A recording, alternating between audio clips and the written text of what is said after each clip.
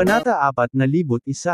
Nagsalita si James. Habang nagsasalita siya, ang mga makapangyarihang tao sa paligid niya ay pumasok sa formasayon at nakakuha ng pwesto bawat isa. Pumasok na rin si James sa formation. Sa pagbuo sa loob ng chaos space, tumingin si James sa bundok sa kanyang harapan habang may ngiti sa kanyang mukha. Sa sandaling iyon, hindi pa napagtatanto ng powerhouse ng Ursa race na naalis na ang Mount Ancestra. Casual na ikinaway ni James ang kanyang kamay, at nagkaroon ng ilang tuntunin sa inscription.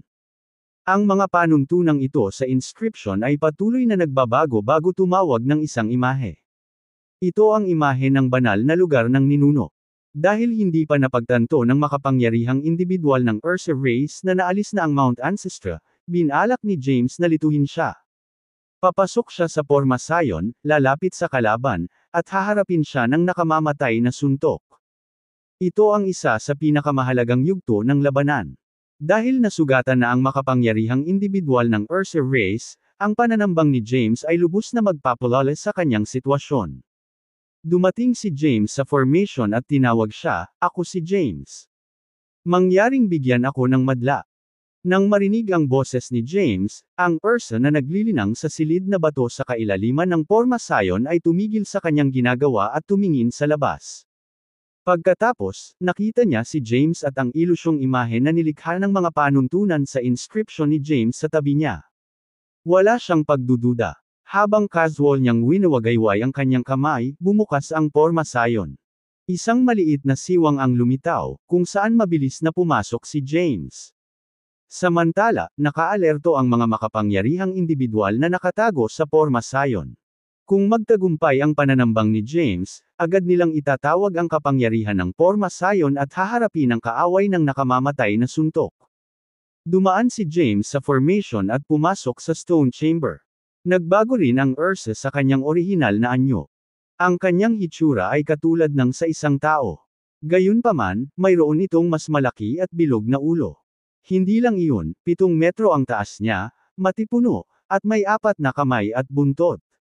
Sa lahat ng ito, ang Ursa ay bihirang magbunyag ng kanyang tunay na anyo sa sinumang buhay na nilalang sa mundong ito.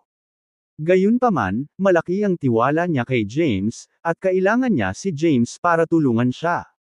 "Nandito na ako." Tumingin ang Ursa kay James at nagtanong, "May problema ba?" Lumapit sa kanya si James at tuwang-tuwa na sinabi sa kanyang mukha, "Good news. Ang huling binhi ng universo ay natagpuan. Ngayon, nahanap na namin ang bawat binhi ng universo na mayroon. Kapag nakatulize na natin ang universe seeds at ginawang macrocosm course bago lumikha ng bagong universe at pagsamahin ang mga ito, gagaling ang iyong mga pinsala." Sinimulan siyang patahanan ni James sa pagbaba ng kanyang bantay. Pagkatapos ng lahat, ang isang buhay na nilalang sa isang masayang estado ay magpapababa ng kanyang bantay. Talaga. Tumawa ng malakas ang Ursa, "Hahaha. After so long hiding, malapit na akong makarecover." Napasigaw siya sa tuwa. Samantala, si James ay tahimik na nakatulize ang lahat ng chaos power na mayroon siya. "Guro, nakatagpo ako ng ilang problema noong naglilinang ako, at gusto kong hanapin ang iyong kadalubhasaan," sabi ni James. "Magtanong ka." Dahil sa sobrang saya ng Ursa, hindi niya tinanggihan ang kahilingan ni James. Sabi ni James, "Narinig ko na ang omniscience path ay naputol na. Gayunpaman, ako ay nilinang hanggang sa ika-6 na yugto. Paano ako makakarating sa ika-7? Maaari ko bang itanong?" Ang ika-6 na yugto. Napatulala ang Ursa habang nagtanong, "Paano ito mangyayari?" Ang potensyal ng human race ay pinutol ng 10 great races. Maaari mong maabot ang ika-3 yugto ng higit pa. Paano mo nagawang maabot ang ika-6 na yugto? "Totoo naman. Dito, maipapakita ko sa iyo." Sabi ni James at pinagkatulize ang omniscience path bago pumasok sa 6th stage.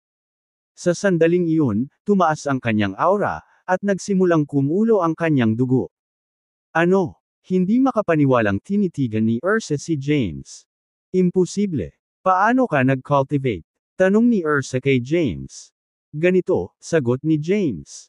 Kasabay nito, naipon na niya ang lahat ng chaos power at pisikal na lakas na taglay niya sa kanyang kamao.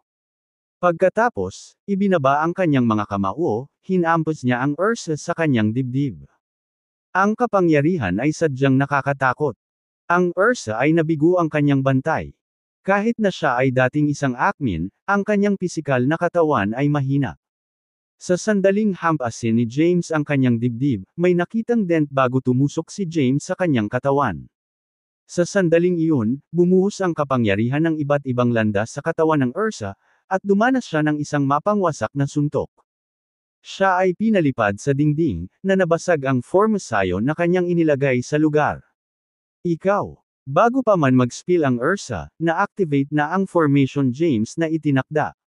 Sa sandaling iyon, hindi mabilang na mga kapangyarihan ang naganap at sinaktan ang Ursa. Tinambangan ni James ang Ursa. Dahil nakatulize niya ang Omniscience Path, ang lakas ng kanyang pisikal na lakas ay lubhang nakakatakot. Kahit na ang 9-power Macrocosm Ancestral God ay daranas ng matinding dagok. Bukod, habang pinagsama ni James ang kanyang pisikal na lakas sa Chaos Power, ang kapangyarihan ay mas hindi kapanipaniwala. Ang pag-atake ay nagdusa sa Ursa ng isang mapangwasak na dagok. Ang pag-atake ay tumagos sa pisikal na katawan ng Ursa. Bukod, habang pinapagana ni James ang kapangyarihan ng iba't ibang landas, bumuhos ang lahat sa katawan ng Ursa. Ang Ursa ay nasugatan bago ito. Sa sandaling iyon, kumilos ang mga makapangyarihang individual na nakatago sa loob ng formation. Dahil malakas sila, mas nakakatakot ang kapangyarihang ipinalabas nila nang hiramin nila ang kapangyarihan ng formation. Sa isang iglap, ang Ursa ay dumanas ng libo-libong mapangwasak na suntok. Ang kanyang katawan ay natatakpan ng mga sugat, at may butas sa kanyang dibdib. Hindi lang iyon, ang dalawa niyang braso ay nakapilipit, at ang buntot ay naputol sa kalahati. Duguan ang buong katawan niya. Damn it! Magulo ang buhok niya habang nagmumura. Mamatay. Angal niya. Nagkaroon ng walang kapantay na galit sa kanyang dagandong habang ang isang napakalaking kapangyarihan ay lumundag mula sa loob niya. Ang kapangyarihang ito ay nalampasan kahit na ng isang 9-power Macrocosm Ancestral God at nakakatakot na maging ang Formosayon na itinakda ni James ay nagsimulang manginig. Patatagin ang formation. Sigaw ni James. Nang marinig ito, ang mga makapangyarihang individual na nakatago sa formation ay nagsimulang gumamit ng lahat ng kanilang lakas upang patatagin ang formation. Samantala, patuloy na kumalat ang aura ng Ursa sa buong lugar. Hindi makayanan ang aura, nagsimulang sumabog ang chaos space. Habang tumutulo ang aura sa labas ng mundo, kahit na ang malalayong planeta sa universo ay nakadarama ng kakilakilabot na kapangyarihan. Sa San Sinukob, milyon-milyong buhay na nilalang ang nanginginig sa takot. Anong nangyayari? Bakit palaging may nakakatakot na kapangyarihan na nagmumula sa chaos? Natigilan ang ilang ancestral gods. Samantala, ang ilang mahihinang buhay na nilalang ay nanginginig sa lupa. Hindi sila nang ahas na gumalaw kahit isang kalamnan dahil sa takot nila na ang kanilang pisikal na katawan ay mapunit at ang kanilang mga kaluluwa ay mamamatay. Kapag ang isang akmin ay umungol sa galit, maging ang langit at lupa ay manginig. Ang mga ekspresyon ng mga makapangyarihang individual sa Formosayon ay naging mabangis. Kahit na sila ay ganap na handa, ang aura ng Ursa ay sadyang nakakatakot. Kahit na nakatago sila sa formation, nakakaramdam sila ng lamig sa kanilang gulugod. Sa pagharap sa napakalakas na kalaban, maaari silang mapuksa sa loob lamang ng isang segundo. Ito ba ang Akmin rank? Malungkot ang ekspresyon ni Jabari. Sa Formosayon, ang buhok ng Ursa ay magulo, at siya ay natatakpan ng mga sugat sa buong katawan. Gayunpaman, napakalaki ng kanyang aura. Sa tingin mo ba mapapatay mo talaga ako, James? Napakawalang muwang. Dumilim ang mukha ng Ursa habang umuungol. Hindi mo maiintindihan ang kapangyarihan ng Acme rank hanggat nananatili ka sa iyong ranggo. Ang iyong potensyal ay walang limitasyon, at maaari kang tumawid sa Acme rank sa hinaharap. Gayunpaman, parang may death wish ka. Habang umuungal ang Ursa, sumugod siya kay James mula sa malayo at sa isang iglap ay nagpakita sa kanya. Sa sandaling iyon, naisaaktibo ang Formosayon. Bilyon-bilyong Formosayon ang naisaaktibo, na nagdulot ng isang nakakatakot na kapangyarihan na bumulwak. 10,000 sword energy ang lumitaw sa formation, nag-intertwining at interweaving sa isa't isa bago bumuo ng swordnet sa chaos space. Sa bawat oras na ang isang sword energy ay napuputol sa hangin, tatamaan nito ang Ursa. Gayunpaman, ang kanyang kapangyarihan ay masyadong malakas. Nagkaroon ng napakalaking kapangyarihan mula sa loob ng kanyang katawan at bumuo ng isang protective barrier na pumoprotekta sa kanya mula sa sword energies. Kaya, hindi siya nasaktan ng sword energies na tumama sa kanya. Kabanata 4,003. Nang makita ito, napataas ang kilay ni James. Ito ay isang formasayon na personal niyang itinayo. Ang isang alon ng sword energy ay sapat na upang lipulin ang isang 9-power macrocosm ancestral god. Sa pagharap sa napakaraming kalaban, hindi nang ahas si James na magpakawala. Habang gumagalaw ang kanyang isip, lumitaw ang malevolent sword sa kanyang kamay. Habang hawak niya ang malevolent sword sa kanyang kamay, naramdaman niya ang kapangyarihan ng espada, na nagbigay sa kanya ng katiyakan. Ikaw. Nang maramdaman ang kapangyarihan ng malevolent sword, nagdilim ang mukha ng Ursa. Masyadong nakakatakot ang kapangyarihan ng espada, at kahit siya ay nakaramdam ng lamig sa kanyang gulugod. Kung nasa peak form siya, hindi siya matatakot. Gayunpaman, siya ay nasugatan, at si James ay sadyang hindi mahuhulaan. Ito ay isang tao na nagal-inang ng chaos power at nasa ika-6 na yugto ng omniscience path. Ngayon na mayroon siyang superweapon sa kanyang pag-aari, ang Ursa ay nagsimulang magkaroon ng mga pag-iisip na tumakas. May death wish ka ba?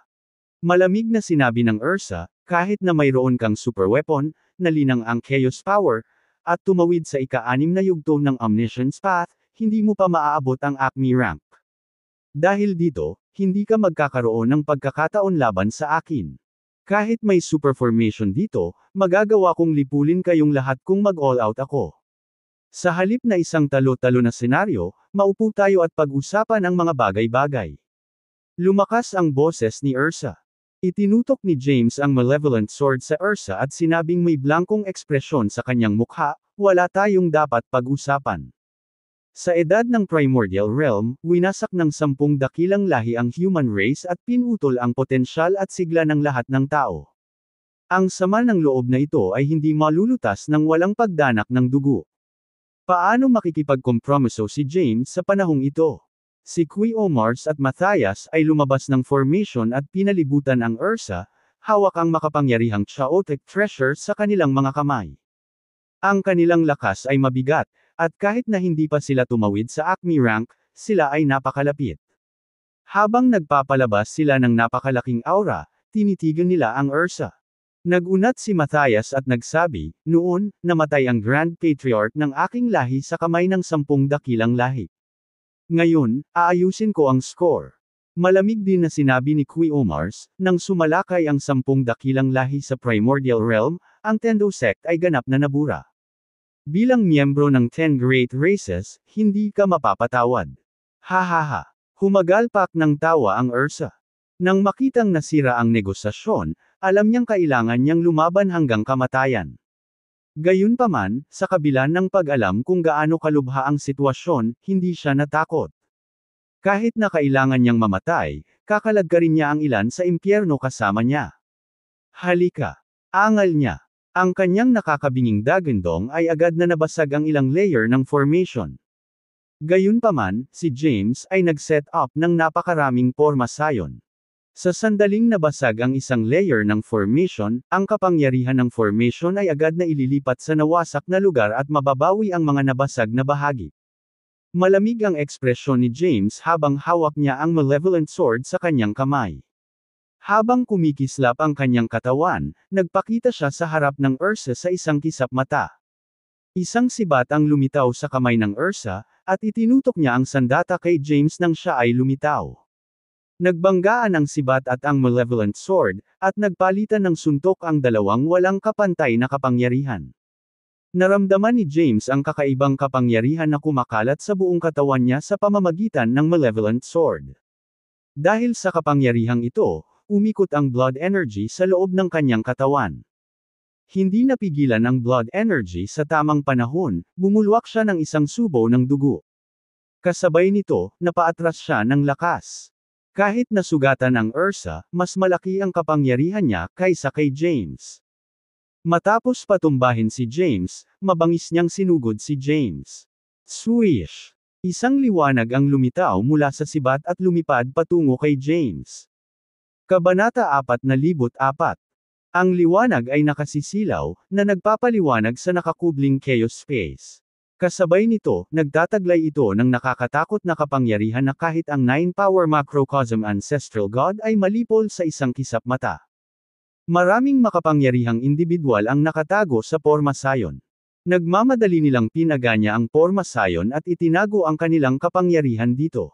Sa isang iglap, hindi mabilang na mga inscription ang lumitaw sa harap ni James, na nagtitipon upang bumuo ng isang hadlang. Tumama sa harang ang nakakatakot na liwanag. Gayunpaman, ang kapangyarihan ng liwanag ay masyadong nakakatakot, at ang hadlang ay natusok na parang mantikilya. Gayunpaman, ang kapangyarihan ng liwanag ay lubhang nabawasan. Matapos makipagpalitan ng suntok sa Ursa, alam na ngayon ni James kung gaano siya katakot.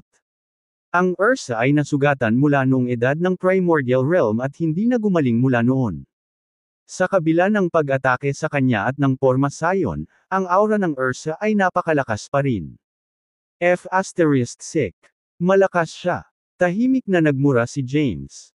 Nahaharap sa ganoong nakakatakot na pag-atake, itinaas niya ang malevolent sword sa kanyang kamay upang ilihis ang pag-atake.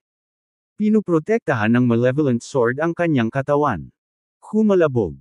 Habang tinatamaan ng liwanag ang malevolent sword, isang malinaw na tunog ang maririnig, at agad na pinalipad si James. Nabasag ang chaos space sa likod niya, at sunod-sunod na lumitaw ang spatial black holes.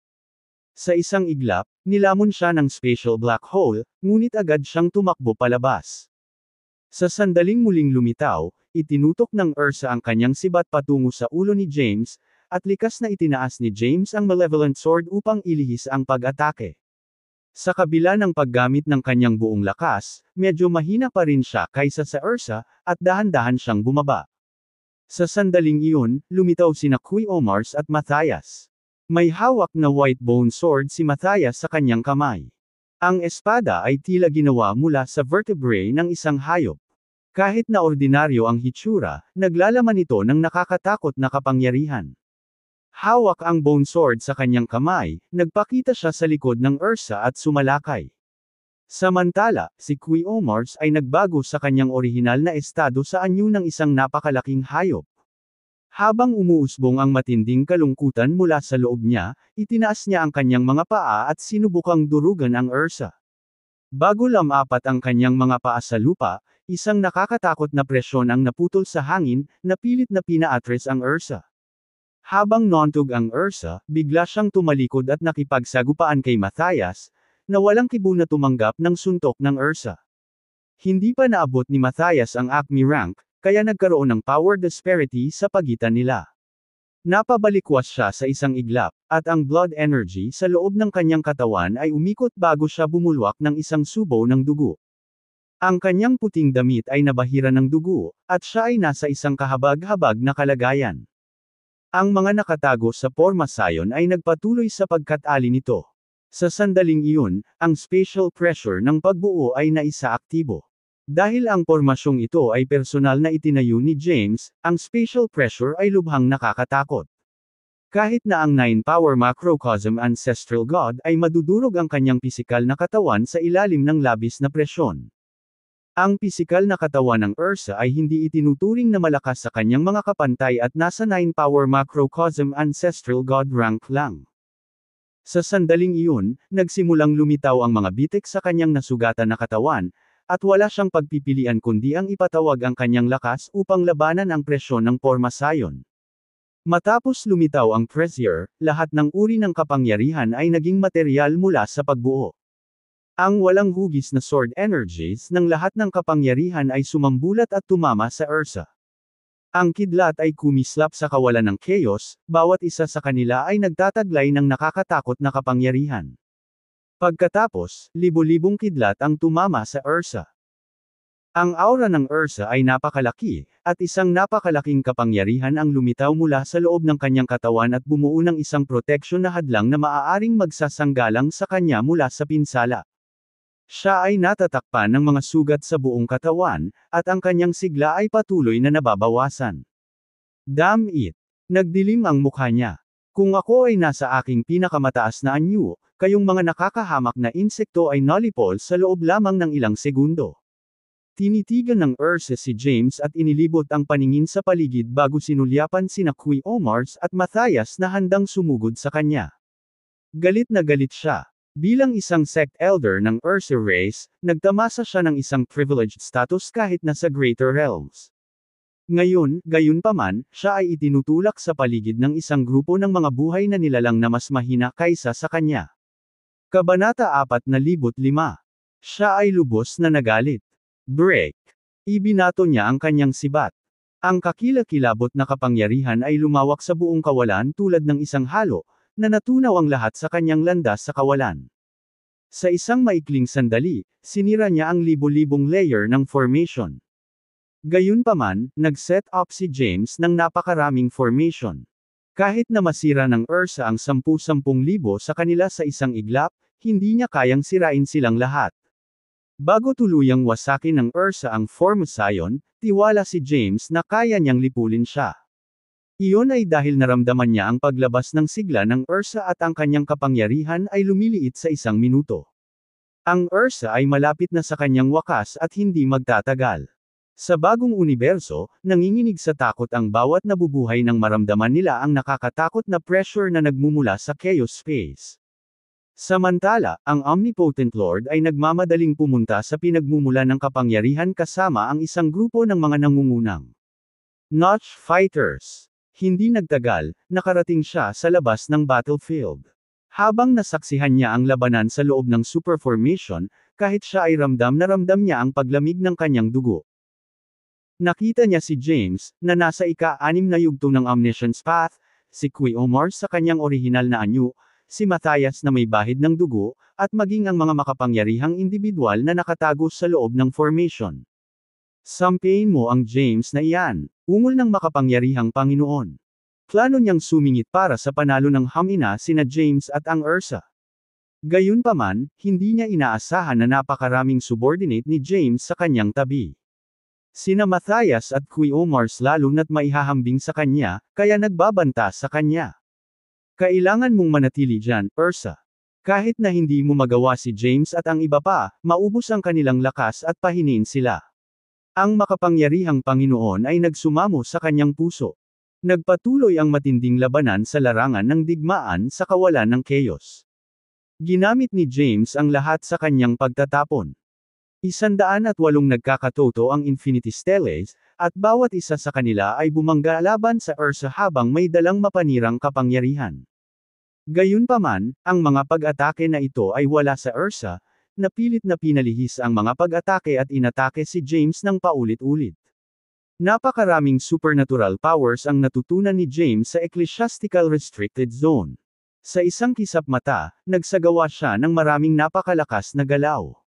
Bilang karagdagan sa Malevolent Sword sa kanyang kamay, natanggap niya ang pag-atake ng Ursa at nakipagpalitan ng mga suntok sa kanya.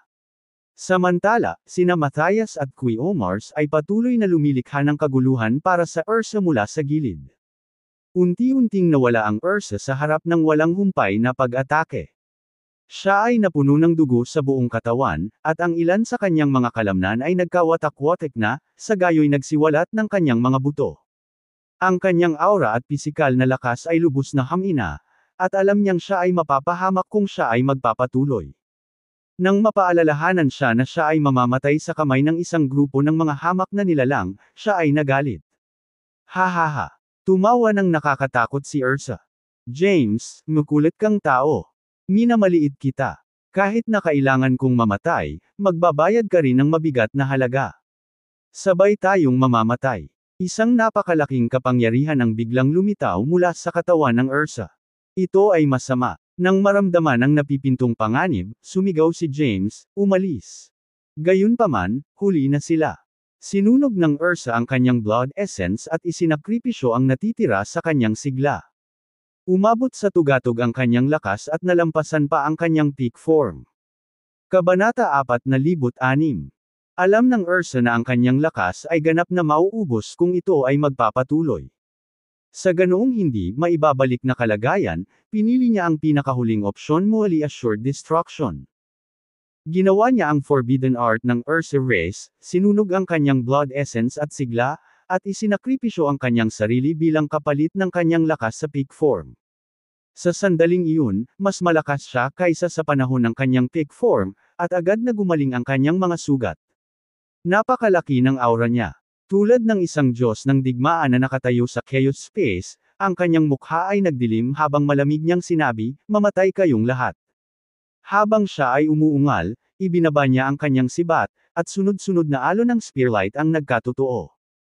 Sa sandaling iyon, tila nawala ang epekto ng porma sayon ni James. Ang mga makapangyarihang individual na nakatago sa porma sayon ay nilamon ng kapangyarihan, at sabay-sabay silang bumulwak ng isang subo ng dugo. Pagkatapos, pinalayas sila sa porma sayon. Umalis. Sigaw ni James. Masyadong nakakatakot ang Ursa, at taglay niya ang lakas upang sirain ang porma sayon. Dahil dito, nasa panganib ang 9th Stage Lords na nanatili sa formation. Sina Jabari, Zulia, Yehosheva, Yahweh, at Jehudi ay mabilis na umatras mula rito at nanatiling malayo sa larangan ng digmaan.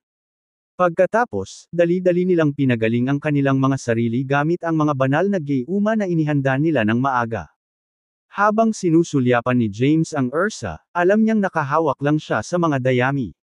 Hindi magtatagal ang kanyang estado ng invincibility. Kapag ang kapangyarihan ng kanyang blood essence ay natuyo, siya ay hihina ng husto. Sa oras na iyon, siya ay mamamatay sa kanyang mga kamay. Personal na pinangunahan ni James ang pagbuo upang harapin ang Ursa. Dahil personal niyang itinayo ang porma sayon, siya lamang ang ganap na makakatawag ng tunay na kapangyarihan ng porma sayon. Palihim na lumitaw ang hindi mabilang na mga inscripsyong sigil sa paligid ng Ursa, bawat isa ay naglalaman ng mahiwagang kapangyarihan. Ang Ursa ay agad na nakulong, at hindi siya makagalaw ng isang kalamnan. Sa sandaling iyon, ang malevolent sword ni James ay sumugod patungo sa Ursa sa pambihirang bilis. Gayunpaman, nang malapit nang tumusok ang malevolent sword sa katawan ng Ursa, kumawala ang Ursa sa seal ng formation at inihagis ang kanyang espada, pinatumba ang malevolent sword. Ang malevolent ay na-knock out sa formation at nakarating sa chaos space. Ang natitirang kapangyarihan nito ay agad na nawasak ang chaos, at lumitaw ang isang black hole, kung saan nagkaroon ng magulong kapangyarihan. Sa sandaling iyon, dumating si Queomars. Ibinuka niya ang kanyang bibig at bumulwak ang isang napakalaking kapangyarihan na bumuo ng isang buhawi na umaagos patungo sa Ursa. Malamig na umungol ang Ursa at sumugod patungo sa buhawi, na nilabanan ang pag-atake. Sa isang iglap, lumitaw siya sa itaas ng napakalaking katawan ni Queomars at sinaksak ang katawan ni Queomars, tumagos dito. Bumagsak mula sa langit si Queomars at binasag ang chaos space sa ilalim niya. Ganyan ang lakas ng isang Ursa sa kanyang peak form. Kahit sa ilalim ng napakalaking pressure ng formation, madali niyang masugatan si Queomars na nasa tuktok ng 9-power macrocosm ancestral god rank. Hindi binigyan ng Ursa si Queomars ng anumang pagkakataon na makatakas at sumugod sa kanya, umaasa na lipulin siya minsan at magpakailanman. Sa sandaling iyon, isang sword light ang lumitaw sa kanyang likuran. Ang Ursa ay hindi natakot. Hindi niya pinansin ang sword light at nagpatuloy sa paghabol kay Queomars. Sinubukan ni Matthias na tulungan si Queomars. Gayunpaman, hindi siya pinansin ng Ursa. Kahit na tumama ang sword light sa Ursa, ang kanyang aura ay bumuo ng isang walang hugis na proteksyon na hadlang sa paligid niya, na pinuprotektahan siya mula sa pinsala. Mamatay. Nanlaki ang mga mata ni Ursa, at ang kanyang ekspresyon ay solemna. Lumaki ang sibat sa kamay niya hanggang sa naging dambuhalang sibat. Ang sibat ay naglabas ng mapangwasak na kapangyarihan at sumugod patungo sa Queomars sa ibaba, na lubhang nasugatan. Isang nakakapagpalamig na kapangyarihan ang lumitaw mula sa loob ng sibat, at sa sandaling iyon, naramdaman ni Queomars ang papalapit na kamatayan. Kabanata 4,7. Si James, sa kabilang banda, ay summoned lahat ng kanyang kapangyarihan upang catalyze ang pagbuo, tinipon sila magkasama upang bumuo ng isang proteksyon na hadlang. Gayunpaman, sa ilalim ng pagkawasak ng sibat, ang hadlang ay patuloy na nabasag. Habang gumugulo ang isip ni James, naghiwa-hiwalay ang Infinity Stellace upang mabuo ang Boundless Pagoda, na agad na bumalot sa Qui-O-Mars. Sa sandaling iyon, siya ay nagpakita sa harap ng sibat at ipinatawag ang lahat ng kanyang lakas bago itanim ang mga ito sa Malevolent Sword. Pagkatapos, ang Malevolent Sword ay nakipagsagupaan sa sibat. Kahit na si James ay nasa ika-6 na yugto ng Omniscience Path, hindi banggitin na siya ay nagtataglay ng Chaos Power at isang superweapon, mayroon pa ring malaking pagkakaiba sa kapangyarihan sa pagitan niya at ng Ursa. Ang kapangyarihan ng sibat ay kumalat sa buong katawan niya sa pamamagitan ng Malevolent Sword. Sa sandaling iyon, nagsimulang lumitaw ang mga bitik sa buong katawan niya, at napuno siya ng dugo.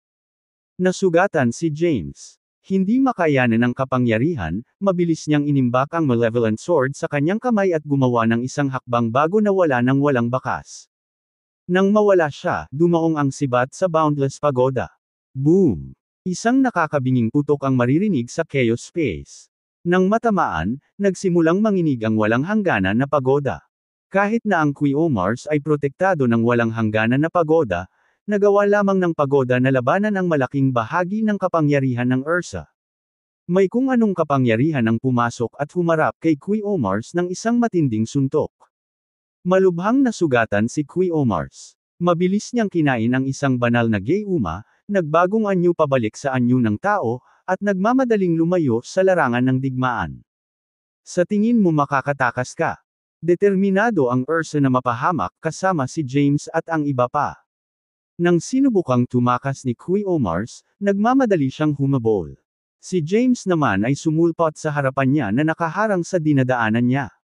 Nang siya ay lumitaw, gayunpaman, ang sibat ng Ursa ay nakatulak na.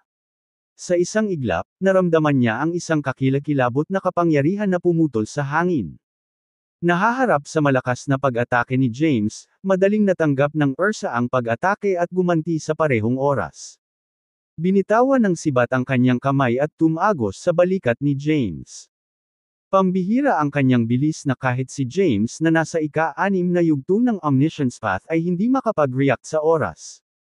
Naramdaman na lang niya ang matinding sakit na nagmumula sa kanyang balikat. Pagkatapos, ang kanyang braso ay nilaslas, at ang Malevolent Sword ay nahulog mula sa kanyang kamay. Samantala, lumitaw si Matthias sa likod ng Ursa at sinubukan siyang tambangan. Gayunpaman, ang mga kasanayan sa pandaman ng Ursa ay masyadong advanced. Naramdaman niya kaagad ang presensya ni Matthias at agad siyang lumingon bago itinulak ang kanyang sibat. Bago pa makapag-react si Matthias, ang kanyang dibdib ay tinusok ng sibat, at pinalipad siya ng isang malakas na puwersa. Ginamit ni James ang pagkakataong ito at nagpakita sa malayo upang gawing catalyze ang landas ng buhay. Habang kumakalat ang sigla sa buong katawan niya, lumaki muli ang naputol niyang paa. Pagkatapos, habang gumagalaw ang kanyang isip, lumipad papunta sa kanya ang Malevolent Sword. Hawak ang Malevolent Sword sa kanyang kamay, malungkot ang kanyang ekspresyon. Hindi niya inasahan na ang isang labanan hanggang sa kamatayan laban sa Ursa ay magiging kakilakilabot. Maging sina Matthias at Qui-O-Mars na nasa tugatog ng 9-power Macrocosm Ancestral God rank ay hindi makalaban sa kanya. Huwag mo siyang awayin ng direkta. Itigil ang oras. Hindi siya magtatagal sa ganitong estado. Kinausap ni James sina Matthias at Qui-O-Mars sa pamamagitan ng telepathy. Binago niya ang kanyang mga taktika at nagsimulang tumigil sa oras. Hihiram niya ang kapangyarihan ng formation upang pahinain ang bilis ng Ursa at maglapat ng mas malakas na spatial pressure sa kanya. Habang tumataas ang spatial pressure, bababa ang bilis ng Ursa, at sa gayo'y inilalantad ang kanyang kahinaan. Kaya naman, pinagmasdan siyang mabuti ni James at naghanap ng mga pagkakataon para tambangan siya. Kabanata 4,008. Sa pagsasaalang-alang na ang Ursa ay masyadong nakakatakot, binago ni James ang kanyang diskarte. Matapos iwasan ang pakikipaglaban sa kanya ng direkta, mayroon na silang ilang silid sa paghinga. Nagtago silang tatlo sa formation, na personal na itinayo ni James. Kahit na ang lakas ng Ursa ay pansamantalang bumalik sa tuktok at kahit na nalampasan iyon, maaari lamang niyang sirain ang 10,000 layer ng formation sa isang pagkakataon. Samantala, patuloy na palalakasin ni James ang Porma Scion at lilikha ng mga bago mula sa mga anino. Kaya, kahit na patuloy na sinisira ng Ursa ang Porma Scion, hindi nabawasan ang kapangyarihan ng Porma Scion. Samantala, maghahanap sina Qui-Omars at Matthias ng mga pagkakataon upang salakayin ang Ursa. Kahit na hindi nila siya maaaring saktan, maaari pa rin silang lumikha ng gulo para sa kanya. Kaya lang, ang labanan ay dumating sa isang pagkapatas. Lumabas ka sa pinagtataguan mo at labanan mo ako. Galit na galit ang Ursa. Ang kanyang nakakabinging dagandong ay bumasag sa kawalan ng chaos. Ngayon, napakalakas niya. Gayunpaman, hindi niya maipakita ang kanyang lakas para kay James at ang iba ay hindi humaharap sa kanya ng direkta. Arg! Napaungol siya sa frustration. Hindi pa siya napahiya ng ganito kahit sa edad ng Primordial Realm. Galit na galit siya. Alam niyang mamamatay siya. Kahit na tinanggal ni James ang Porma Scion kahit na nilipol niya. Si James at ang iba pa, mamamatay pa rin siya, dahil isinakripisyo niya ang kanyang buhay. Sa sandaling iyon, wala na siyang pakialam.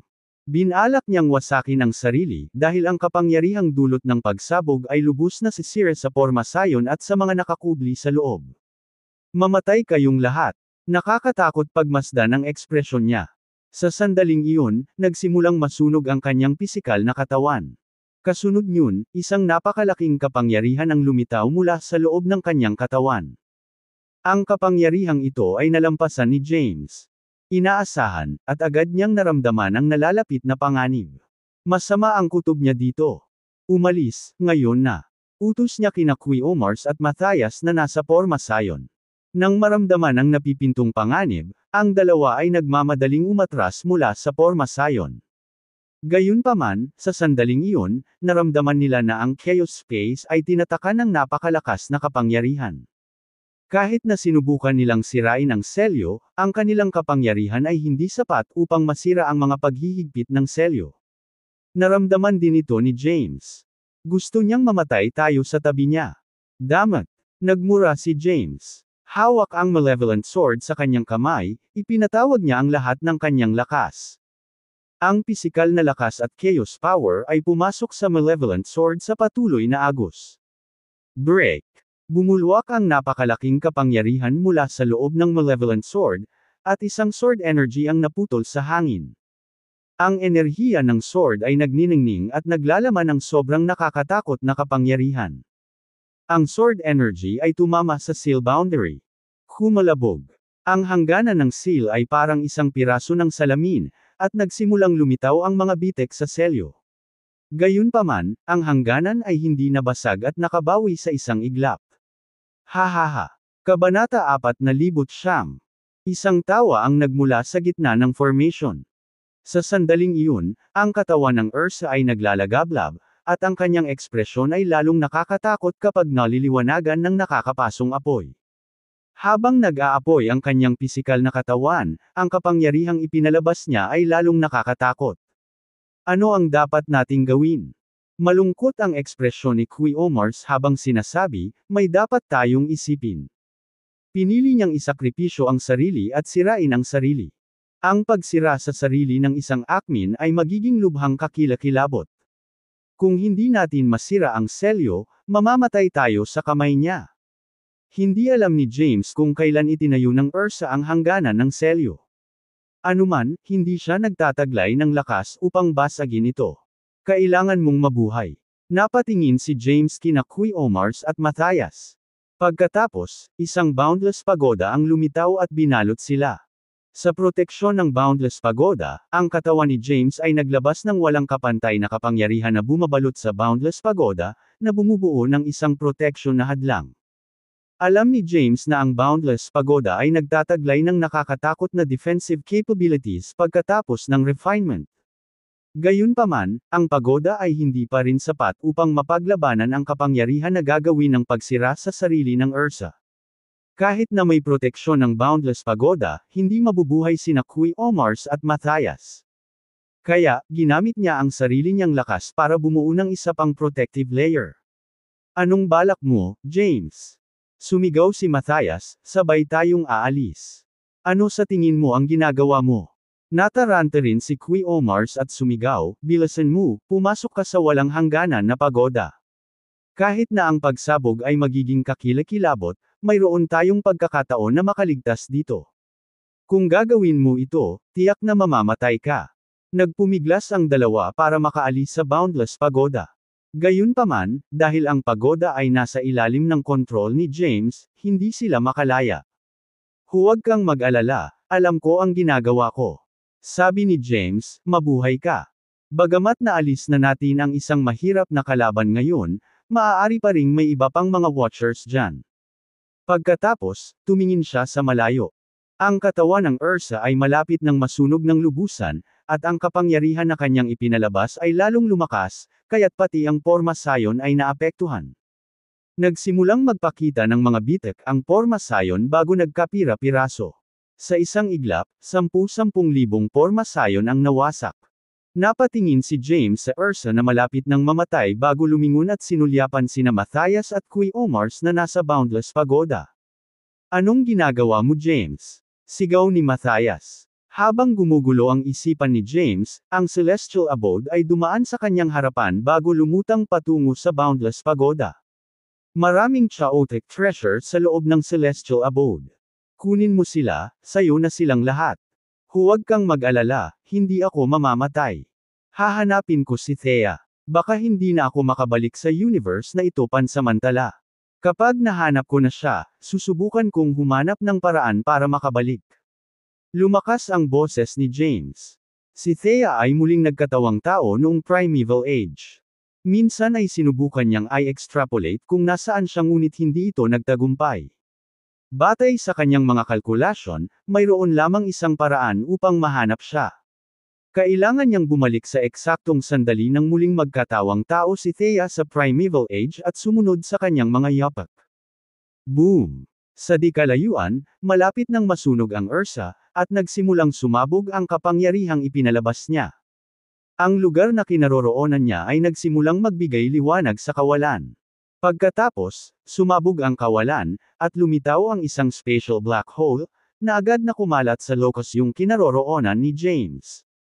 Samantala, si James ay pumasok sa ilog ng panahon at lumaban sa batis.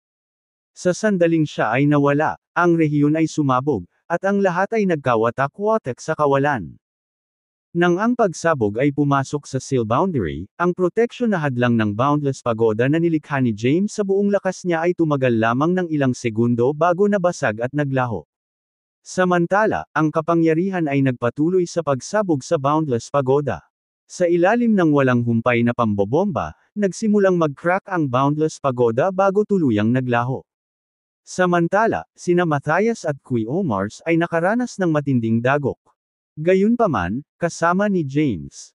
Protective barrier at ang Boundless Pagoda na lumalaban sa unang alon ng pag-atake, ang kapangyarihan ay lubhang hamina. Gayunpaman, ang kapangyarihan ay napakalakas kahit ano paman. Agad namang naapektuhan ng pagsabog sina Matthias at Kui Omars. Sa ilalim ng pagkawasak ng kapangyarihan, nagsimulang sirain ang kanilang pisikal na katawan. Habang nagkawatak-watak ang kanilang pisikal na katawan, nabasag ang seal boundary sa chaos space, at ang kanilang mga kaluluwa ay nagmamadaling nakatakas. Bagamat nagbayad sila ng mabigat na halaga, nakaligtas pa rin sila. Kabanata 410. Sa isang malayong rehiyon sa chaos space, ang Omnipotent Lord ay naghihintay sa tabi ng isang grupo ng mga makapangyarihang individual ng Ancestral Holy Site. Nagplano siyang sumakay para sa pagpatay sa sandaling hamina si James at ang Ursa. Gayunpaman, hindi niya inaasahan na magiging ganito kahigpit ang labanang ito. Kahit na malayo siya sa formation, nararamdaman pa rin niya ang nakakapagpalamig ng dugo. Kung sila ay pumasok sa larangan ng digmaan, sila ay nalipol sa isang iglap. Nabasag ang formation na itinakda ni James, at nagkagulo ang lahat sa labas ng formation. May mga bitik sa walang laman at maging ang spatial black hole sa buong lugar. Ano ang dapat nating gawin ngayon, Panginoon? Isang makapangyarihang macrocosm ancestral god ng Mount Ancestra ang nagtanong. Ngayon, ang Ursa ay nasira ang sarili, at si James ay nawala. Ang dalawang natitirang makapangyarihang individual ay nawala ang kanilang pisikal na katawan, at tanging ang kanilang mga kaluluwa ang natitira. Samantalang ang iba ay umatras na. Nasaksihan ng makapangyarihang Panginoon ang buong labanan. Huwag iligtas ang sinuman sa kanila, utos ng makapangyarihang Panginoon. Kahit patay na ang Ursa at hindi malinaw ang kinaroroonan ni James, nagbabanta pa rin sa kanya ang mga natitirang tao. Agad siyang nag-utos na pumatay. Gaya ng utos niya, ang mga makapangyarihang individual ng Ancestral Holy Site ay agad na sumugod kay Matthias at Kuya Omars na nasa soul state. Sa sandaling iyon, dumating sina Jabari, Yahweh, Jehudi, Yehosheva, at Sulia sa tamang oras at hinarap sila. Lumakad patungo sa kanila ang makapangyarihang Panginoon. Si Matthias na nasa soul state ay pinagmasdan ng kanyang paligid habang nagdilim ang kanyang ekspresyon, at malamig niyang sinabi, "Hindi kita kailanman ginulo. Gayunpaman, narito ka kasama ng iyong mga tauhan na sinusubukang lumikha ng gulo para sa amin. Dapat may death wish ka." Naglabas si Matthias ng nakakatakot na aura.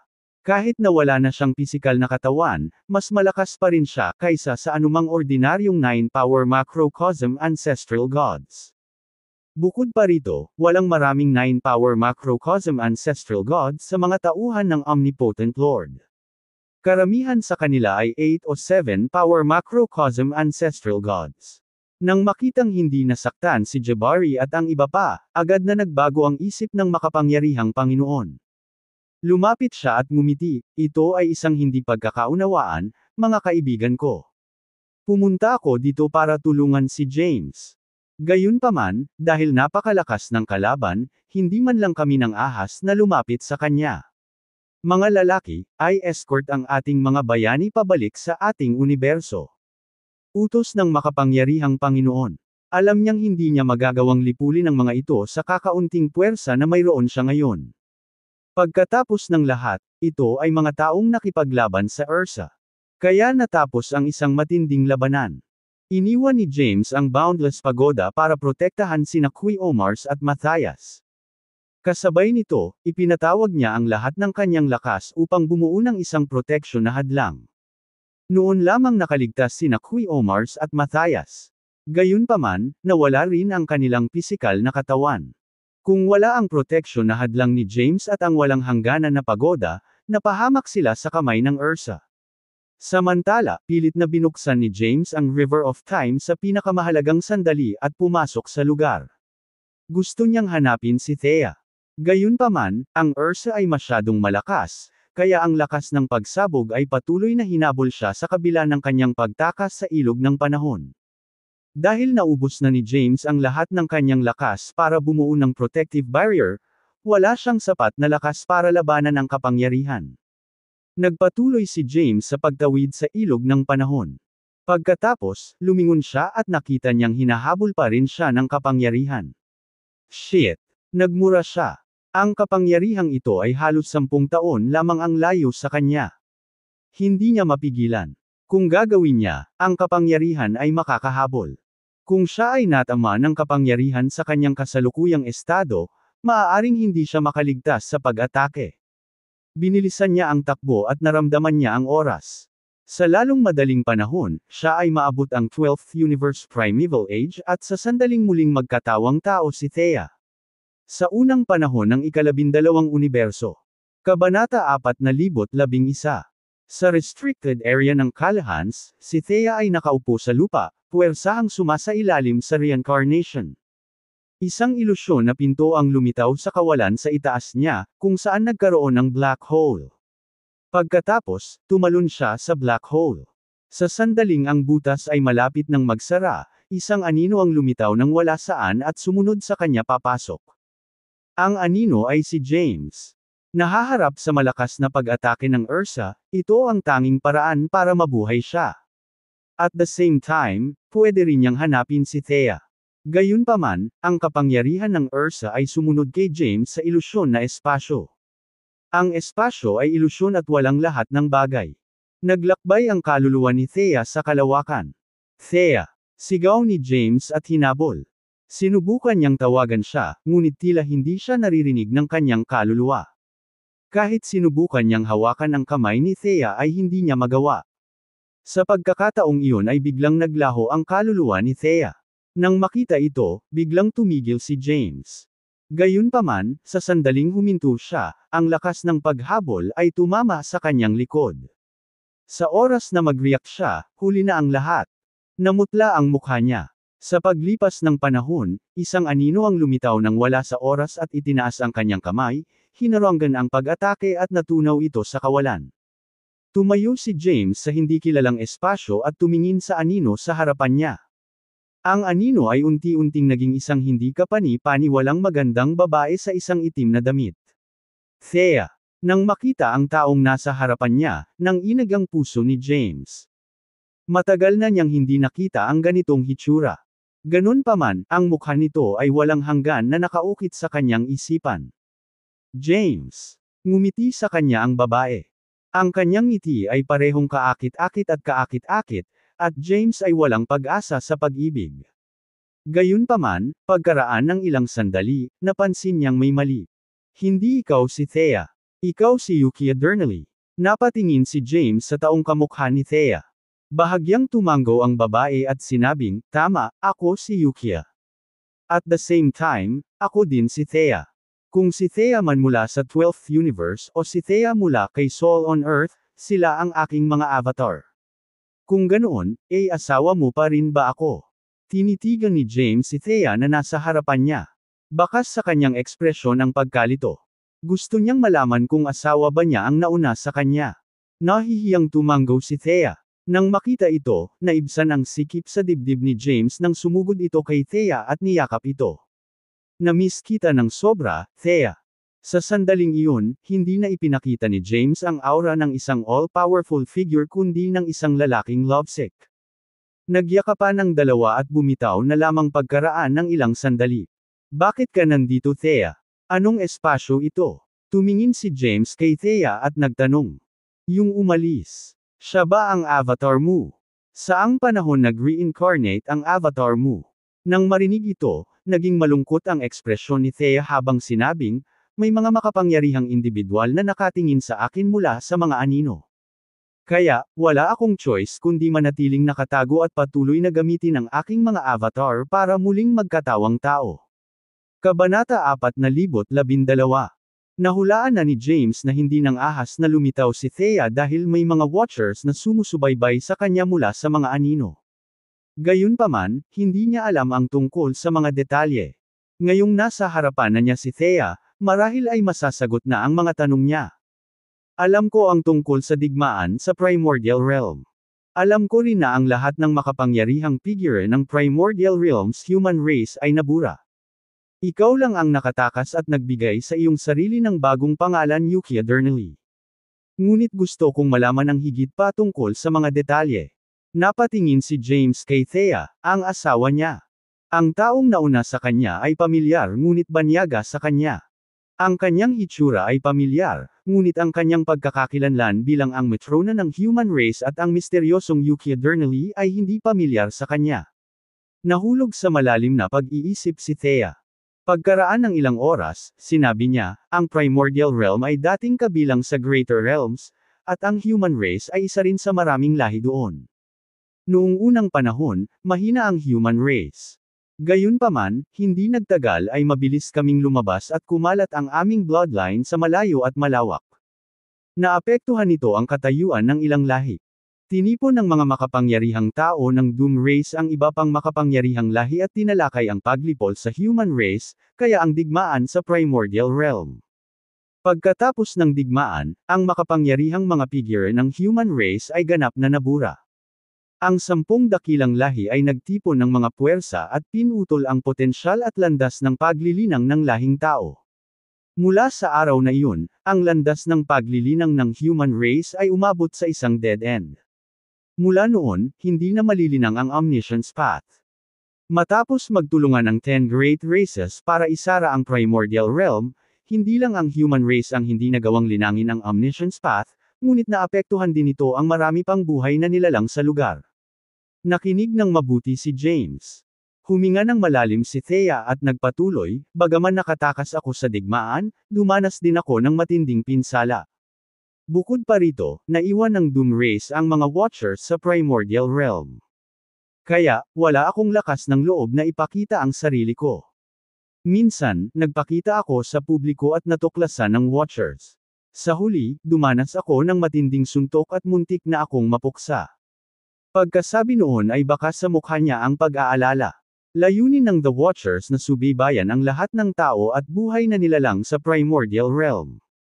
Sa sandaling lumitaw ang isang makapangyarihang figure na maaaring magdulot ng banta sa kanila, siya ay agad na mapapawi. Sa buong kasaysayan, mayroong hindi mabilang na mga kababalaghan na nalipol ng mga ito. Bago matalo ang human race, nag-isip kami ng paraan. Gagawa tayo ng mundong maihahambing sa Primordial Realm. Ang makapangyarihang mga figure ng nakaraan ay magbabago sa universes upang mapadali ang paglikha ng isang bagong mundo. Samantala, ang aking pag-iral ay upang gawing catalyze ang paglikha ng universo, isang universo na maihahambing sa ang Primordial Realm. Ito ay magiging isang mundong walang kontaminasyon, na ang mga naninirahan ay maaaring tumayo laban sa iba pang mga lahi. Bagamat naging maingat ako sa aking mga ginagawa, nalantad ang aking kinaroroonan. Habang ako ay kasalukuyang hinahabol, wala akong ibang pagpipilian kundi ang magtago. Naantala nito ang paglikha ng bagong universo. Speaking of which, napabuntong hininga siya. Nakasulat sa mukha niya ang kawalan ng kakayahan. Sa lahat ng oras na ito, nag-iisa siyang lumalaban sa mga bagyo. Walang sino man ang naroon upang pagaanan ang kanyang pasanin. Gayunpaman, hanggat hindi pa nilikha ang bagong universo, miyembro siya ng human race. Bilang matre ng human race, pinasan niya ang pasanin ng paglikha ng isang bagong universo at pag-iwas sa pagtuklas ng mga Watchers. Ano naman sa akin? Ano ba ako sa'yo? Tumingin si James sa kanya. Nagsalubong ang kanilang mga tingin. Sabi ni Thea, I cannot accomplish this by myself. Hindi ko kayang iikot ang tides. Kaya kailangan ko ng tulong. So ako ang pinili mo? Tanong ni James. Sabi ni Thea, base sa mga kalkulasyon ko, alam kong may lalabas na opportunity sa 12th universe. Iyon ang dahilan kung bakit ako nagpunta sa 12th universe, kaya sinimulan ang ating kwento. Bahagyang kumaway si James at pinutol si Thea. Tiningnan niya ito sa mata at nagtanong, isantabi muna natin ang isyu ng kinabukasan ng sangkatauhan. Isa lang ba ang gusto kong malaman, kasangkapan lang ba ako sa iyo? Inayos mo ba ang lahat, mula sa iyong avatar na naging ancestral god rank elixir at pagpapakasal sa akin hanggang sa bawat aksyon na ginawa ko sa nakaraan? Kailangan mo lang ba ng tulong? Sa layo, kahit na wala sa kanila ang aking alaala, ang bawat desisyon nila ay apektado ko. Kung ikasal ang avatar ko sa iyo, nangangahulugan iyon na ako rin ang nagdesisyon. Pagkatapos ng lahat, hindi sila makakagawa ng ganoong desisyon nang walang pahintulot ko. Kahit na ako o ang aking mga avatar, kaming lahat ay iyong asawa. Mahal kita, James. Alam ko iyon sa katotohanan. Hinawakan ni Thea ang kamay ni James at sinabing. Nang marinig ito, naramdaman ni James ang init sa loob niya. Pakiramdam niya worth it lahat ng ginawa niya. Kung ganoon, saan nag-reincarnate ang avatar mo? Dahil nandito ka na, ano ang silbi ng mga avatar na iyon? Bakit hindi tayo magtulungan at lipulin ang mga Watchers? Tanong ni James. Bahagyang umiling si Thea at sinabing, may mga avatar para tulungan akong makatakas sa pagkuha. Sa ganoong paraan, kahit mamatay ako, ang pisikal na katawan ko lang ang mawawala. Ang aking kaluluwa ay patuloy na iiral sa loob ng aking mga avatar. Samantala, ako ay nanatiling nakatago sa tiwangwang na bahagi ng mundo sa napakatagal na panahon ngayon. Gayunpaman, alam ko ang tungkol sa halos lahat ng bagay sa labas ng mundo. Nang marinig ito ni James ay nagsalubong ang mga kilay.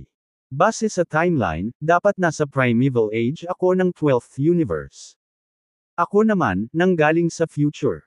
Ako ay nagmula sa isang yugto ng panahon kung kailan ang universo ay nakamit ang pagsasama-sama at ako ay nakipaglaban lamang laban sa isang Ursa. Alam mo rin ba ang tungkol sa mga kaganapang ito? Tumango si Thea, I know.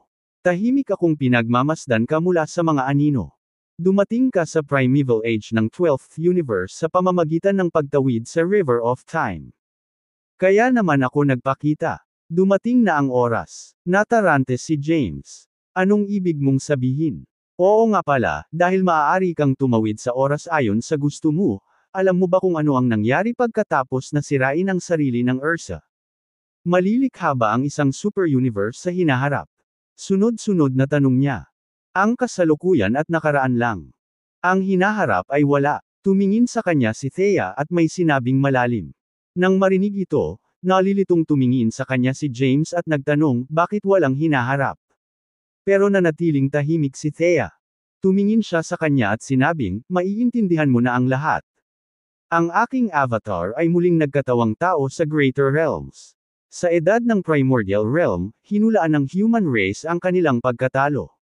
Kaya, naghanda sila ng landas ng maaga.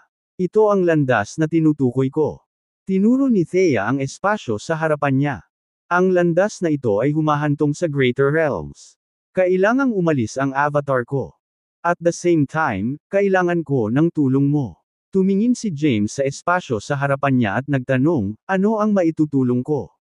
Sabi ni Thea, nagsumikap ako ng husto para malinang mo ang Chaos Power sa sandaling ito.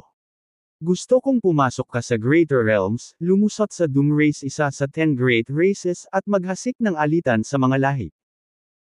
Ang human race ay magkakaroon lamang ng breathing room kapag ang 10 Great Races ay nakakaranas ng panloob na alitan at maaari lamang lumitaw bilang isang puwersa na dapat isaalang-alang kapag ang Greater Realms ay nabagsak sa kaguluhan.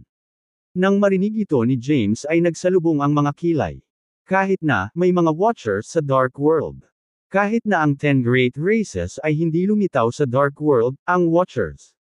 Sapat na ang lakas upang sirain ang iyong mga plano. Ngumiti si Thea. Minamaliit mo ako. Sa katunayan, nagdusa ako ng mga pinsala noong ako ay nasa Primordial Realm.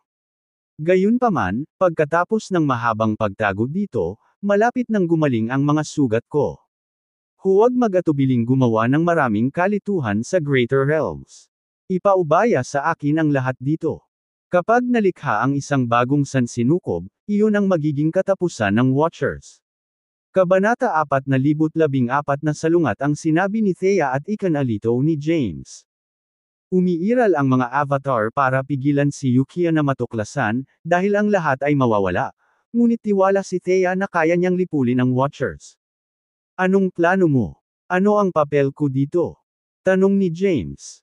Ipinaliwanag ni Thea, nagdusa ako ng matinding pinsala noong digmaan sa Primordial Realm. Gayunpaman, dahil medyo nakabawi na ang aking lakas, naglakas loob akong magpakita ngayon. Dati, daan-daang Lord ang nalinlang. Malakas sila, at hindi ko kayang tumayo at panuurin sila patungo sa tiyak na kamatayan. Kaya naman pinigilan ko sila. Gayunpaman, hindi nila pinansin ang mga utos ko. Kaya naman sinubukan ko silang supilan ng puwersa. Nahaharap sa 309th Stage Lords, hindi ako nag-all out sa kabila ng nasa isang magandang posisyon. Ang layunin ko ay pigilan sila, pagkatapos ng lahat. Habang nagpipigil ako sa laban, nasugatan ako. Pagkatapos, sa sandaling iyon, lumitaw ang mga Watchers, at wala akong pagpipilian kundi iwanan ang mga Panginoon at tumakas. Gayunpaman, ang Watchers ay walang humpay sa kanilang mga hangarin. Kinakabahan ako na baka may mangyari na hindi ko inaasahan. Kaya naman patuloy na nagre-reincarnate ang mga avatar ko. Ang Thea of the 12th Universe's Primeval Age ay nakaranas na ng libo-libong reinkarnasyon. Samantala, unti-unting gumaling ang mga sugat ko. Hindi ako samipot dahil naghahanda ako para muling bumangon ang human race. Gayunpaman, hindi ko ito magagawa ng mag-isa. Kailangan ko ng tulong. Kaya, nag-extrapolated ako para sa Providence. Noon ko nalaman na ang susi sa tagumpay ay lalabas sa human race sa 12th universe. Kaya, pumunta ako sa 12th universe at nagsimulang i-set up ang aking mga plano. Sa lahat ng ito ay ginagabayan kita. Ang iyong paglilinang ng Chaos Power ay bahagi rin ng aking plano. Kapag nalinang mo ang tunay na Chaos Power, Pupunta ka sa Greater Realms sa pamamagitan ng pathway na ito, papasukin ng Doom Race, at maghahasik ng hindi pagkakasundo sa pagitan ng Dooms at ng iba pang lahi. Sa sandaling magulo ang Greater Realms, walang lahi ang magbibigay pansin sa anumang nangyayari sa selyadong espasyong ito. Ako, sa kabilang banda, ay mananatili dito at pinapagana ang paglikha ng isang super universe. Kapag nalikha ang isang super universe, tiyak na lilito ang Watchers. Sa oras na iyon, ang aking lakas ay dapat na bumalik ng buo. Kaya, ang pagsira sa mga Watchers ay hindi dapat maging napakahirap na gawain para sa akin. Sinabi ni Thea kay James ang tungkol sa kanyang mga plano, na matagal na niyang ginagawa. Ngayong naging matatag na si James, malapit nang matapos ang yugto ng pagpaplano. Samantala, nalaman lamang ito ni James sa oras na ito. Kahit na ang plano ay simple, ang pagpapatupad nito ay magiging mahirap. Kung sila ay magulo sa anumang lugar, ang buong plano ay mabibigo. Kung ganoon, bakit muling nagkatawang tao ang iyong avatar sa Greater Realms? Tanong ni James. Nakangiting sabi ni Thea, paano ko malalaman kung ano ang nangyayari sa Greater Realms basta nakulong ako dito? Paano ko isasagawa ang aking plano? Tulad ng sinabi ko sa iyo, ang aking mga avatar ay mayroong aking kaluluwa sa loob ng mga ito. Kaya, alam ko lahat ng natutunan o nararanasan ng aking avatar. Kapag ang aking avatar ay tumungo sa Greater Realms, malalaman ko ang lahat ng nangyayari doon sa kabila ng aking pagiging nakulong dito. Sa pamamagitan ng pag-unawa sa sitwasyon doon, maaari kong mapabuti ang aking plano. Pagkatapos mong magtungo sa Greater Realms, hindi ako kikilos ng walang ingat hanggat hindi ako nakakatanggap ng kumpirmasyon mula sa iyo. Napangiti si James at napakamot sa ilong, I see. Kung gayon bakit alam mong papasok ako sa puwang na ito sa pamamagitan ng paghabol sa iyong avatar? Dahil mahal mo ako, ngumiti si Thea. Maaalala ba ng iyong avatar ang iyong memorya pagkatapos niyang magtungo sa Greater Realms? Tanong ni James. Hindi. Umiling si Thea at sinabing, bagaman wala sa aking avatar ang aking memorya, ang aking soul sigil ay umiiral sa pinakamalalim na bahagi ng kanyang kaluluwa. So, alam ko lahat ng nararanasan niya. Tatanggapin ba niya ako kung nahanap ko siya? Oo. Tumango si Thea at sinabing, sa sandaling maramdaman ko ang iyong presensya, kokontrolin ko ang aking avatar o kahit na ipahahayag ko sa kanya ang ilan sa mga alaala ko para tulungan ka sa iyong mga planong gumawa ng kalituhan sa Greater Realms. At saka, kapag nakuha na ng avatar ko ang memory ko, magkakaroon na siya ng lakas. Kung ganoon, nauutol na sabi ni James. Putol sa paghabol. Napatingin si Thea sa kanya. Tanong ni James, kung hindi sumanib sa iyo ang avatar mo sa hinaharap, hindi ba ibig sabihin magkakaroon ako ng dalawang asawa? Nang marinig iyon, natigilan si Thea. Then, she rolled her eyes. Kabanata 4:15, managinip ka. Hindi ka magkakaroon ng dalawang asawa. Ako lang sa simula pa lang. Hehe, ngumisi si James. Sige ngayon, ihinto ang kalokohan at magtungo na sa Greater Realms. Ang kinabukasan ng sangkatauhan ay nakasalalay sa iyo. Kung mabaigo ka, lilipulin ng 10 Great Race ang human race kahit na magtagumpay ako. Pero ayoko. Ngayon lang kami nagkita tapos naghiwalay kami ng napakatagal na panahon. Hindi nasiyahan, sinabi ni James, hindi naman kami nagmamadali. Bakit hindi tayo umalis sa lugar na ito at manatiling nakatago sa ibang lugar sa labas ng mundo? Hindi, kailangan nating ituwid ang ating mga prioridad. Tinanggihan siya ni Thea. Kung ganoon, dapat ay magtagal pa tayo ng magkasama. Hindi mo ba ako namimiss? Pagkatapos, naglakad si James papunta kay Thea at niyakap siya bago siya binigyan ng halik. Ma'am!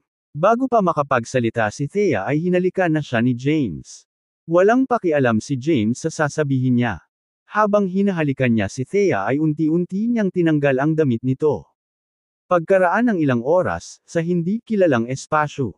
Naka-lotus position si James sa kawalan, samantalang si Thea na magulo ay nakayakap sa kanya. Ang kasalukuyang kapaligiran ng pamumuhay ng human race ay kakilakilabot. Kapag nalutas na natin ang lahat, at nakuha na ng human race ang nararapat na lugar nito sa Greater Realms at wala nang dapat ipag-alala, Hahanap tayo ng lugar at mamuhay ng payapa at walang pakialam, sabi ni Thea. Ito ang ninanais niya sa kaibuturan.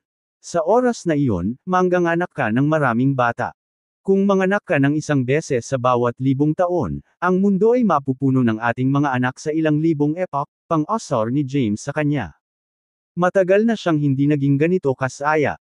Mula nang mag-transform si Thea bilang ancestral god rank elixir, hinahanap na niya ito. Sa daan, nakatagpo siya ng maraming balakid, at nagbagong anyo siya sa isang tunay na makapangyarihang figure ngayon kumpara sa nakaraan noong siya ay isang mahina at hamak na tao. Habang inaalala niya ang nakaraan, parang surreal ang lahat. Managinip ka, nahihiyang sabi ni Thea. Nga pala, alam mo ba ang tungkol kay Winnie, Zane, at Jacopo? Tanong ni James. Binisita mo na ba sila?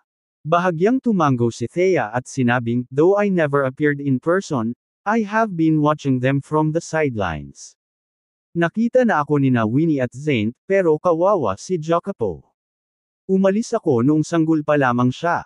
Hindi niya nakita ang hitsura ko. Nakonsensya si Thea.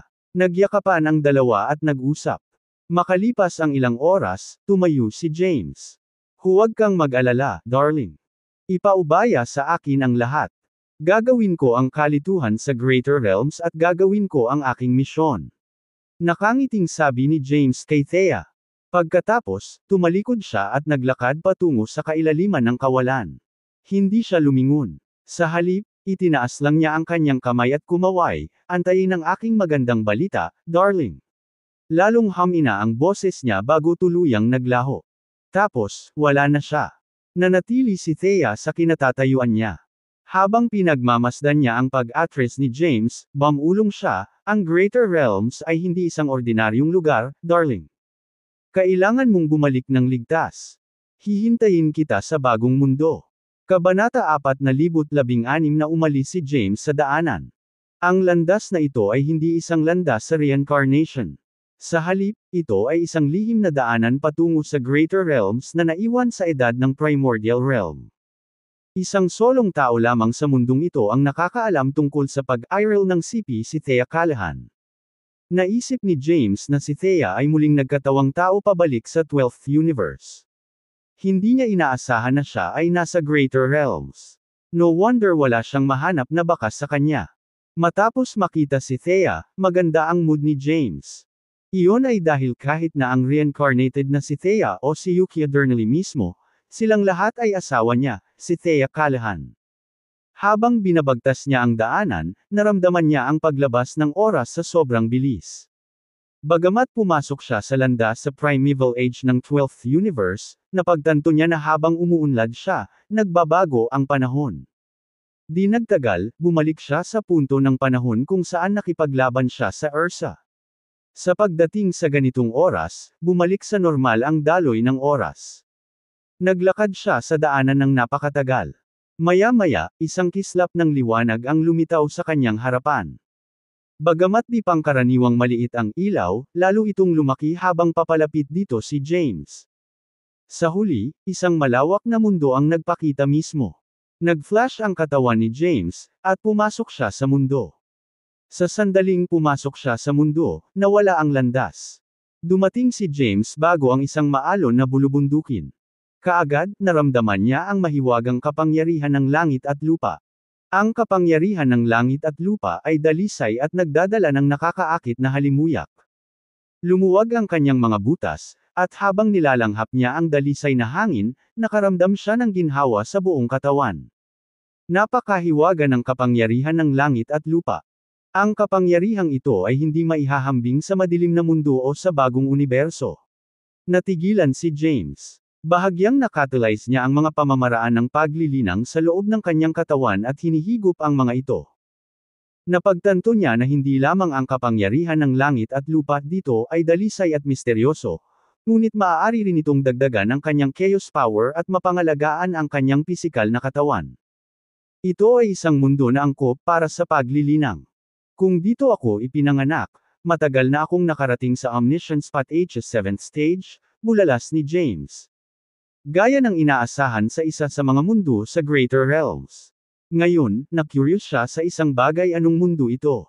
Ang Greater Realms ay isang pangalan para sa hindi mabilang na mga mundo na pinagsama sa isa. Sa mga mundong ito, mayroong hindi mabilang na mga lahi. Ang ilang makapangyarihan ay nagawang dominahin ang Greater Realms, halimbawa, ang Doom Race at ang Ursa Race. Kabilang sila sa 10 dakilang lahi sa Greater Realms. Pinagmasdan niya ang paligid.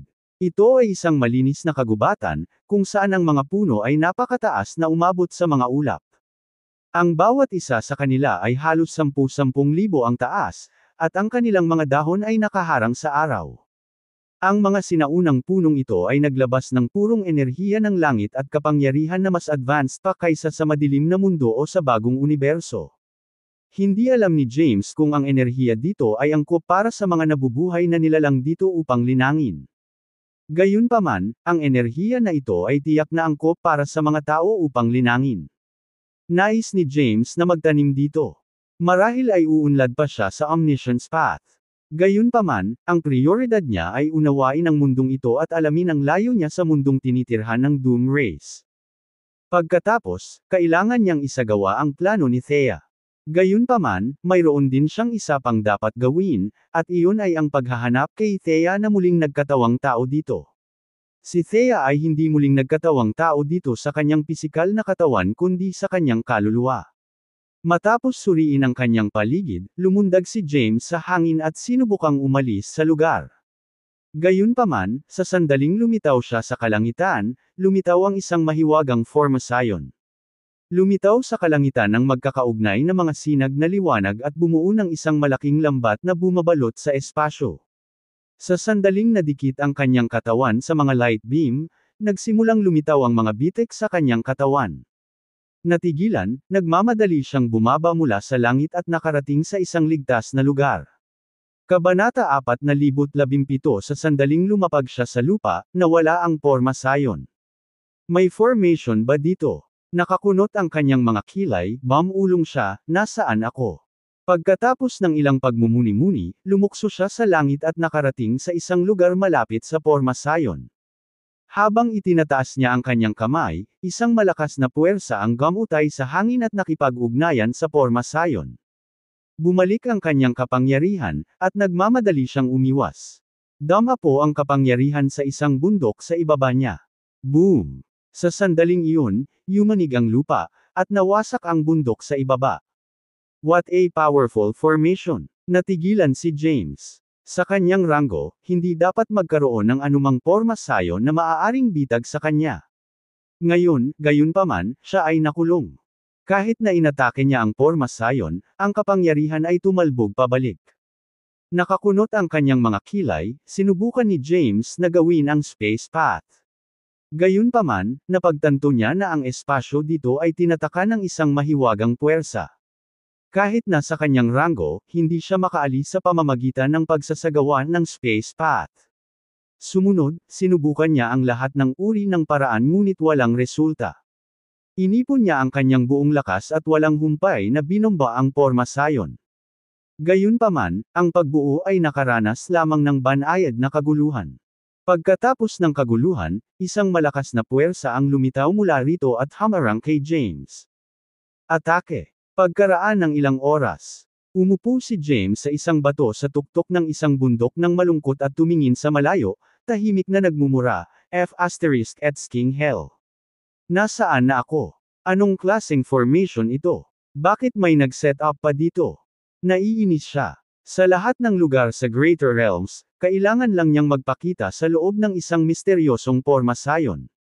Pagkatapos magpahinga, tumayo ulit siya. Desidido siyang makarating sa ilalim nito.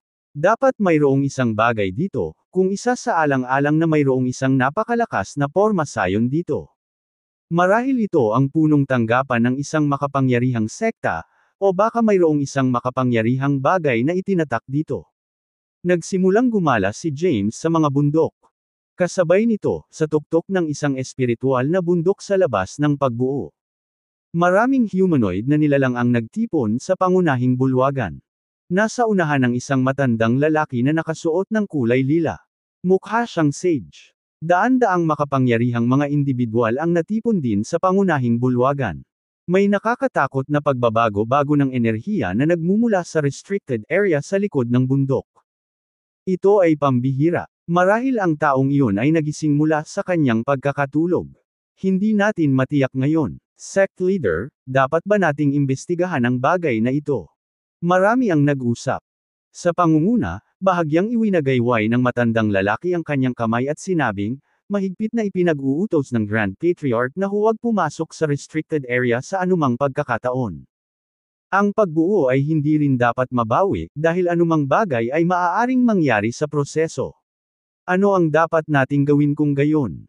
Isang kakaibang kapangyarihan ang nagmumula sa restricted area kapag inatake tayo ng malalakas na kalaban mula sa labas. Talagang nasa loob tayo, nag-aalalang sabi ng ilang sect elders. Si James naman ay walang ideya na hindi sinasadyang nakarating siya sa restricted area ng isang sekta sa Greater Realms. Kabanata 4018 ang Greater Realms ay binubuo ng hindi mabilang na mundo.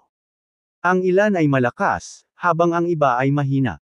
Ang ilang mas malalakas na mundo ay napakalakas na kahit na ang pagsasama-sama ng 49 na universe seed sa mundo ni James ay hindi maihahambing. Ang ilang mas mahina ay hindi kasing lakas ng ika-12 universo. Ang mundong dumating si James sa Greater Realms ay itinuturing na isang makapangyarihang tinatawag na Cloud Realm. Ang Cloud Realm ay isang makapangyarihang mundo sa Greater Realms at pinangungunahan ng Cloud Race, isa sa 10 Great Races. Ito rin ang punong tanggapan ng Cloud Race. Kahit na ang Cloud Race ay kabilang sa 10 Great Races, sila rin ang pinakamahina. Sa panahon ng digmaan sa Primordial Realm, kahit na ang Cloud Race ay mayroon lamang isang maliit na bilang ng mga Akmin, lahat sila ay lumahok sa digmaan. Dahil medyo mahina ang mga Akmin ng Cloud Race, halos lahat sila ay namatay sa larangan ng digmaan. Isa lang ang nakaligtas. Gayunpaman, siya ay malubhang nasugatan. Kahit maraming epoch ang lumipas, hindi pa siya nakaka-recover. Sa pagkawala ng Akmins, ang Cloud Race ay bumaba din sa rangkang at pinalitan ng ibang lahi. Samantala, kasalukuyang nasa loob ng restricted area ng Cloud Race si James. Nagkaroon ng malakas na porma sayon dito. Kahit buong lakas, hindi masira ni James ang porma sayon. Samantala, dahil hindi kailanman nakipag-ugnayan si James sa mga porma sayon sa Greater Realms, hindi niya naintindihan ang pagbuo ng mga inscription doon, hindi siya makakaalis sa lugar na ito sa malapit na hinaharap.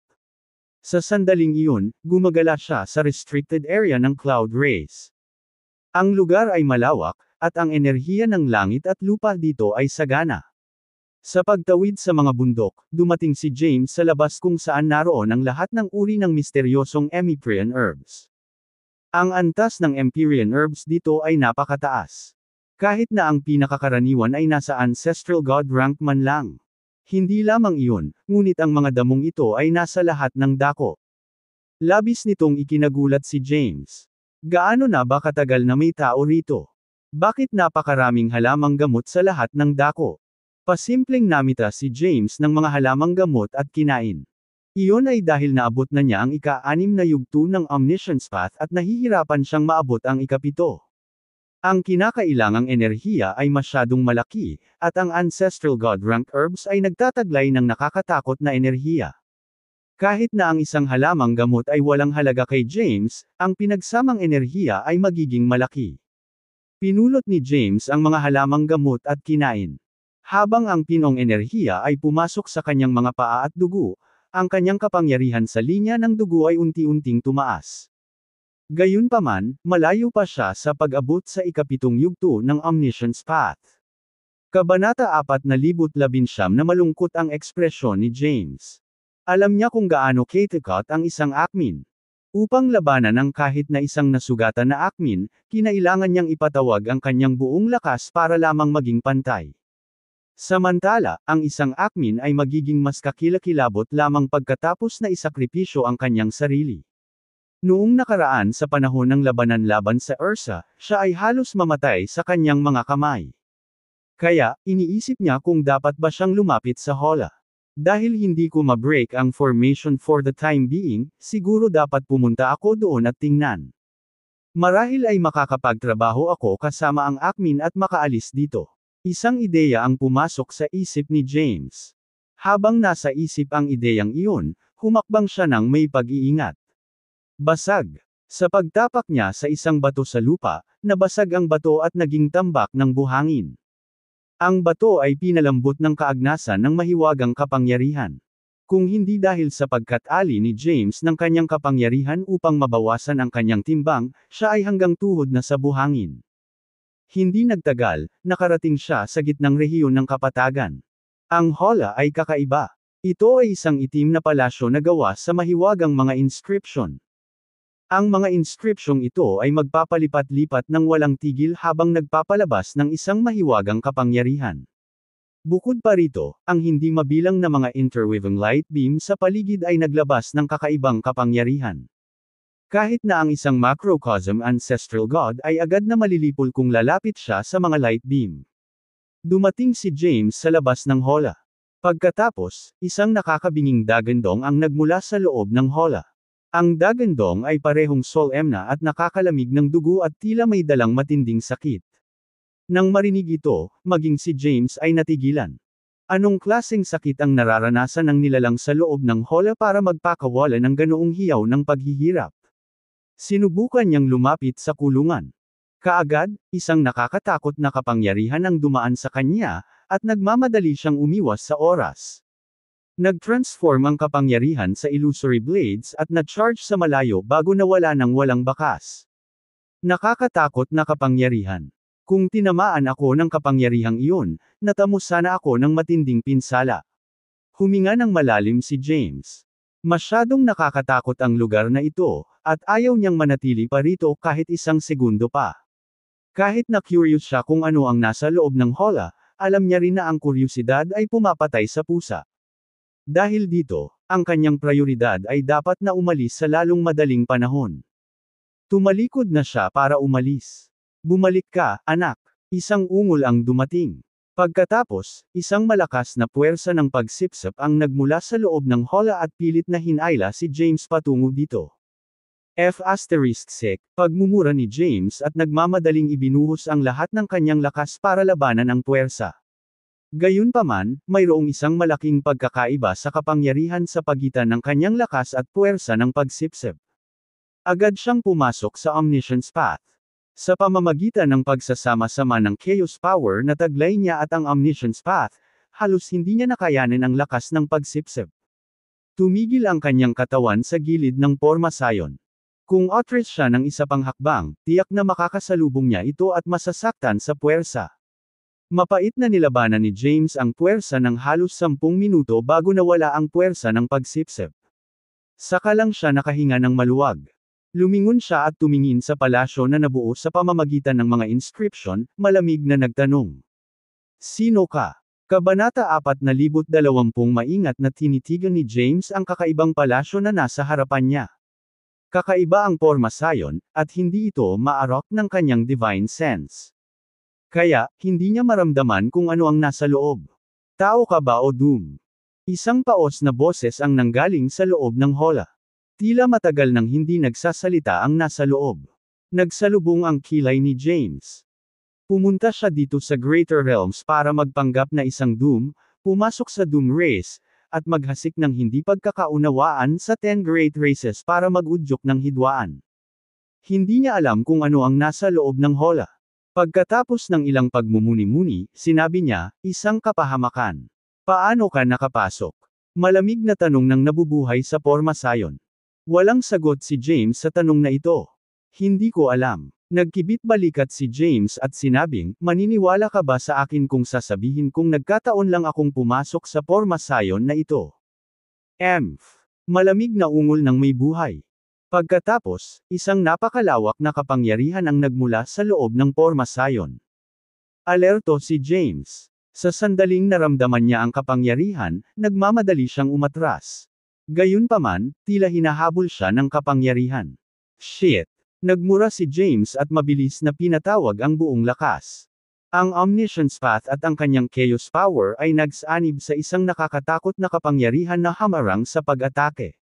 Gayunpaman, ang kanyang katawan ay patuloy na nakasalampak pabalik. Nawala lang ang kapangyarihan nang umatras siya sa kapatagan. Iniwaksi ni James ang kanyang kapangyarihan at bamulong habang nakasuot ng malungkot na ekspresyon. Gaano kalakas? Hindi ko man lang nalabanan ang buong lakas ko. At saka, isa itong buhay na nilalang na nakulong sa loob ng hola. Kung lalabanan ko siya ng direkta, hindi ako magkakaroon ng pagkakataon laban sa kanya. Halika dito, anak. Ang paos na boses ay nanggaling sa loob ng formation. Kahit natatakot si James, na-curious siya kung ano ang nasa loob. Kaya, humakbang siya pasulong at hindi nagtagal ay nakarating sa harap ng hola. Bakit mo ako inatake? Tanong ni James. Para subukan ka. Gusto kita kung tao ka o Doom.